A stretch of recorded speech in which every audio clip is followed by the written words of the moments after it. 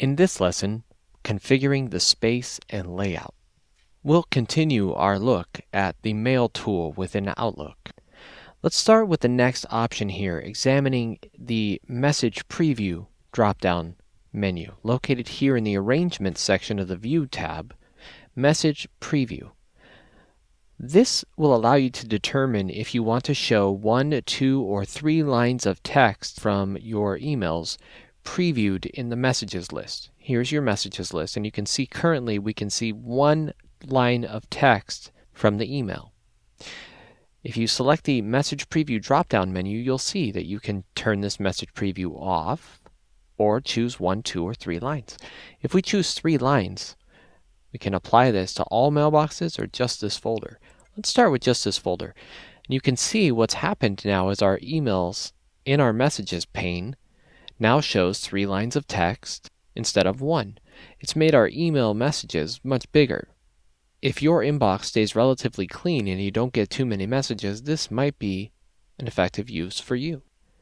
Me personally, I don't like to see any message text, or if I do, 1 line of text. This will allow me to see more messages in my folder as opposed to more content of each message. Next, let's look at the Layout section of the View tab. This is going to be an important section. Here is where you can configure your panes and how they're laid out. As we discussed in the previous lesson, the Folder Pane drop-down menu here allows you to minimize or completely turn off the folder pane here on the left. I'll show it to you turned off. Now, as you can see, there's much more space dedicated to your messages list and your reading pane. For the purposes of this course, we're going to keep this on, at least for now. There's also another way to tuck that folder list away temporarily and bring it back as needed, and that's using this slide arrow here. You can minimize that folder pane and get it back at any time by clicking that little arrow. This is a convenient way to show or hide your folder pane without actually turning it off. The next pane I want to discuss is the reading pane. The reading pane, for me, is the most important window pane in Outlook. This pane is where you will read all of your messages and respond to or forward as well. When you select the Reading Pane drop-down menu, you are presented with a few options. You can choose Right, so that the panes are laid out horizontally from left to right, as you can see here by default. You can choose Bottom, so that your folder list still appears on the left, but your inbox is laid out on top of your reading pane, which is below. And lastly, you can choose Off, so that your reading pane is not visible at all. If you've been using Outlook for a long time, you may be familiar with double-clicking to open each of your emails and read them in a separate window altogether. If that's the case, you may want to turn off your reading pane. If you're just scanning your email and you don't intend to respond right now, or perhaps you prefer, like I said, to open those emails, then turn this off.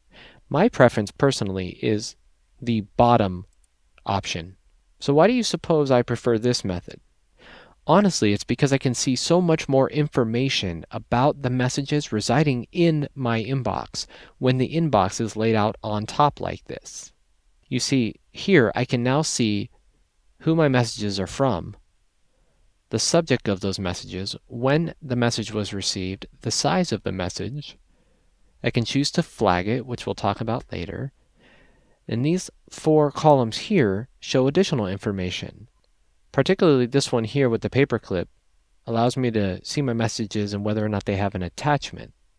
Then I can use my reading pane down below for reviewing my messages. And why is that important? Well, most email messages going back and forth are not more than a few lines. So setting your email pane below allows you to see the first few lines of your email, and if they're bigger, you can open that email or scroll down to see further into the message. This is why I prefer to have my inbox laid out on top of my reading pane. And this is how I believe it's most efficient, but you have to set it up again for yourself. Lastly, in the layout section is the to-do bar. I choose to keep the to-do bar off altogether. For the same reason that I've mentioned several times previously, I prefer to save the screen space or keep the focus on my messages. However, if you find benefit in the to-do bar, make it work for you. Let me show you what the to-do bar looks like.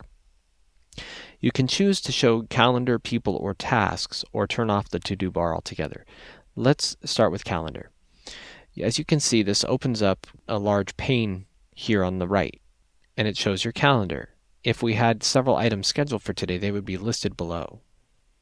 I can choose instead to show people and calendar, which shows then the list of people I contact most often beneath my calendar.